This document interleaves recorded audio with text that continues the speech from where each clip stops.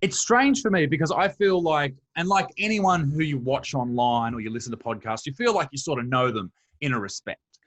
And Yeah. then you form an opinion about them. And then to read things Yeah. like I was reading BuzzFeed News, and I love making videos about BuzzFeed. I do it all the time.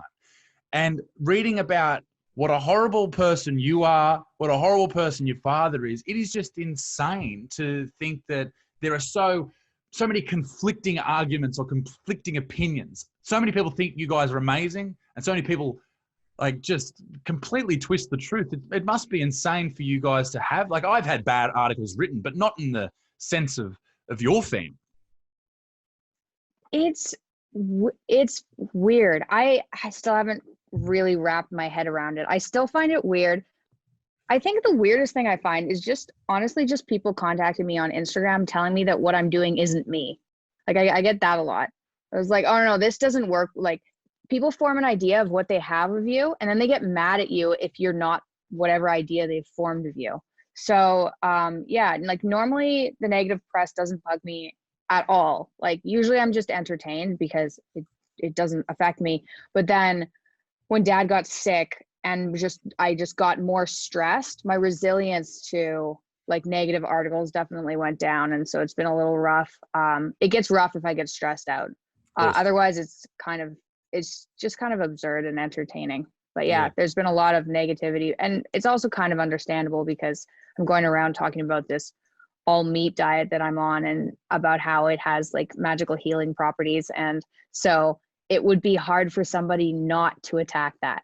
And it does. So I get it. It sounds batshit crazy, but until you read people's, anecdotal responses and how people have helped with a multitude of things. I want to get the whole picture here for people who don't know anything about you or your story. And I wonder if you could really elaborate on how you became the queen of the carnivore diet. Okay. I'll get You've into taken that title, have you? Yeah, I don't know how it happened exactly, and I definitely wasn't aiming for it, but apparently.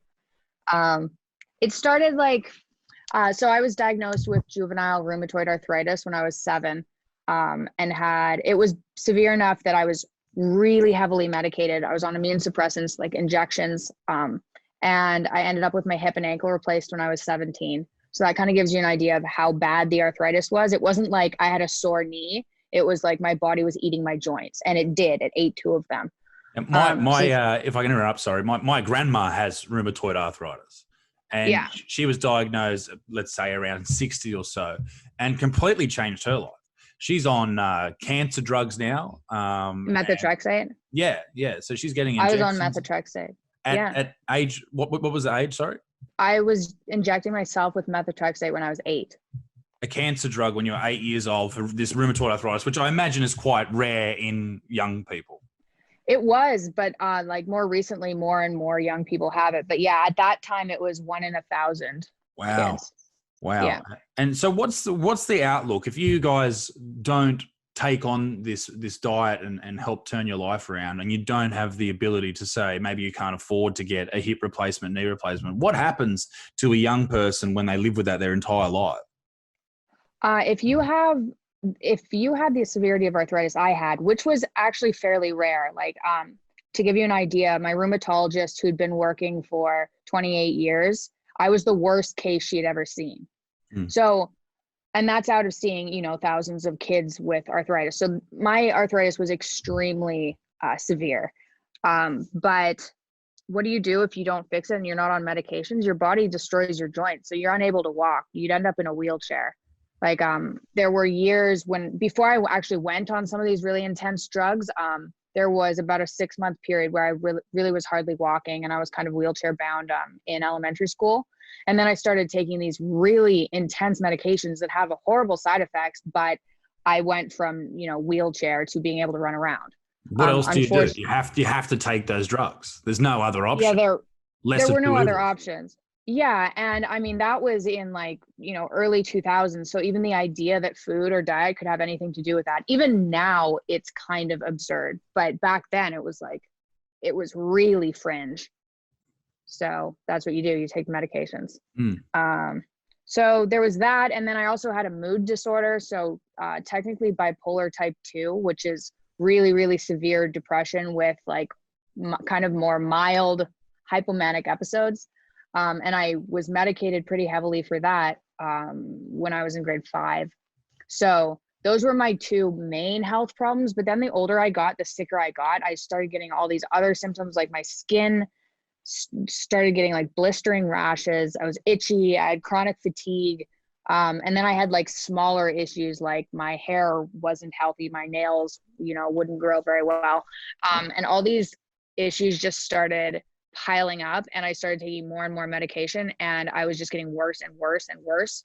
And so I started researching, and in 2015 kind of came to the desperate conclusion that maybe gluten was causing some issues. I did genetic testing and have the gene for celiac disease, and lots of people with celiac disease, which is a gut autoimmune disorder, can have a whole bunch of other autoimmune disorders. So I cut out gluten, nothing really happened. And then I just kind of thought, well, screw it. I'll just eliminate as many foods as I can just to rule the whole diet factor out. So I went down to this list I kind of came up with of like 15 or so foods that we now kind of call like a limited paleo diet. So it was basically like meat and vegetables and a few fruits. And I saw dramatic improvements in my health in like a month. It was insane. Like my skin started to heal. My arthritis was better. And at this point, I also stopped taking my immune suppressants because I wanted to monitor my symptoms through dietary changes. And then over the next 2 years, I tried to reintroduce foods back in. I went off all of my medications and I tried to reintroduce foods back in. And I talked about it on Rogan, like in more detail, but I had horrific autoimmune responses to almost everything that I tried to reintroduce. And I was going to doctors and immunologists being like, this is real, this is happening, like what's going on? And they had no idea what was going on. And then, so I kind of stuck with this list of like 15 foods and was like, screw it, I'll just live like this, asymptomatic, happy.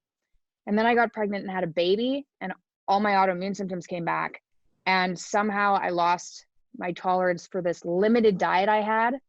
And eventually I kind of gave up. And this was a serious point of desperation, because when you're miserably depressed and then your depression goes away and then it comes back, it's so freaking awful. So I went down to all beef. And the reason I did that was because at that point I was at meat and greens, and I got my dad on this diet too.